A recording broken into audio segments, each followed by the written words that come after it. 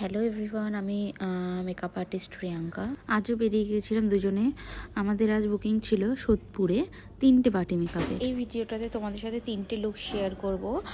দেখো, আমরা সোদপুরে পৌঁছে গেছিলাম ক্লায়েন্টের লোকেশানে গিয়ে কিছু খাওয়া দাওয়া করে নিলাম দুজনে মিলে। তারপরে দেন কাজ স্টার্ট করলাম। আজকের যে ফার্স্ট ক্লায়েন্ট ছিল সে ছিল আজকের যে ব্রাইড ছিল তার মা।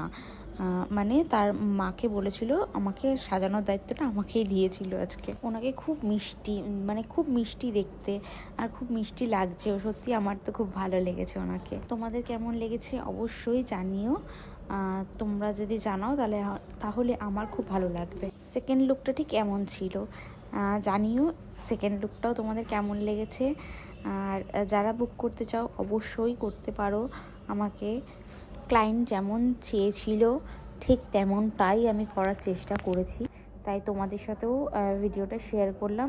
অবশ্যই জানিও কেমন লাগছে।